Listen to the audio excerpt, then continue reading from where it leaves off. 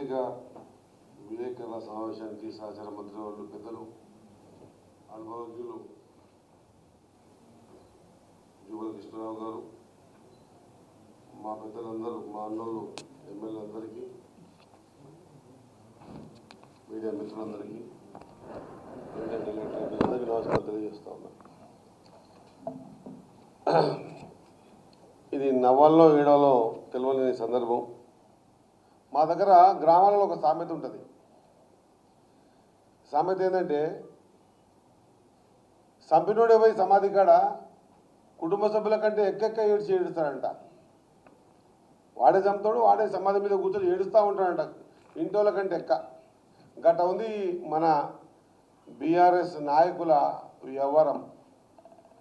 పాలమూరు రంగారెడ్డి ప్రాజెక్టుని గొప్పగా చూయించి, అదేదో అద్భుతాలు చేస్తామని చూయించి, ఆ రోజుకించి ఈ రోజు వరకు కూడా, మొన్ననే ఈ మధ్య మాజీ ముఖ్యమంత్రి వర్యులు కేసీఆర్ గారు బయటకు వచ్చి కూడా మళ్ళీ పాలమూరు మీదనే మాట్లాడే పరిస్థితి. అంటే నేను అనుకుంటున్నాను, మాజీ ముఖ్యమంత్రి గారికి, అదే మాదిరిగా మాజీ నీటిపారుదల శాఖ మంత్రి గారు కేటీఆర్ అందరూ కూడా ఈ పాలమూరు వాళ్ళు చాలా తిక్కోళ్ళు, ఏం చెప్తే అది వింటారేమో అనేటువంటి భావనలో ఉంటారేమో అని నాకు అనిపిస్తూ ఉంది. ఎందుకంటే ఇప్పుడు వాళ్ళు ఏదో పాలమూరు కోసం పోరు అంటున్నారు. ఎవరు చేయాలి పోరు? ఎవరైతే అధికారంలో గతంలో లేకుంటున్నారో, అధికారంలో లేరో వాళ్ళు చేయాలి. ఒకరు చేయాల్సిన పరిస్థితి వస్తే, అరే పాలమూరు వెనుకబడ్డ జిల్లా, వలసల జిల్లా అని రకరకాల వేదికల మీద మాట్లాడిన మీరు, అధికారం మీ చేతకి వచ్చినప్పుడు మరి మీ 10 సంవత్సరాల్లో మీరు చేసింది ఏంటి పాలమూరుకి? ఇప్పుడు గది విడిచిపెట్టి పాలమూరు తర్వాత స్టార్ట్ అయినటువంటి కాళేశ్వరం, ఆ కాళేశ్వరం పెట్టుబడి పెట్టిన డబ్బులు ఎంత? ఆ డబ్బులు పెట్టుబడి పెట్టగానే అది మేడిగడ్డ కూలిందని అనగానే మీరు మేడిగడ్డని ఒకటే చూస్తున్నారు.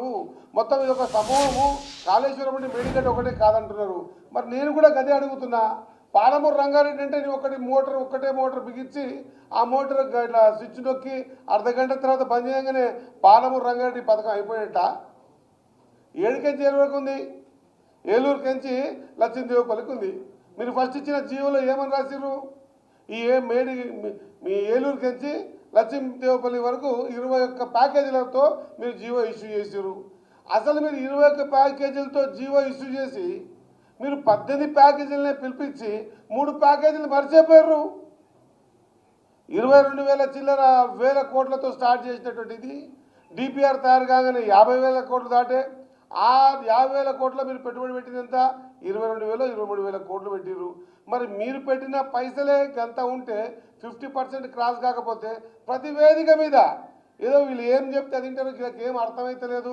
ఇక మేధావులం మేమే, ప్రాజెక్టులు అంటే మాకే తెలుసు, నీళ్లు మేము ఎక్కడ తిప్పితే అక్కడ మలుతాయి, నీళ్ళని మా మాట వింటాయి, రాత్రి పగళ్ళు రాత్రి ఆలోచన చేస్తే పొద్దుగా కట్టేయగలుగుతాం. ఇంకా ఆ భ్రమలకి బయటికి రావాలి.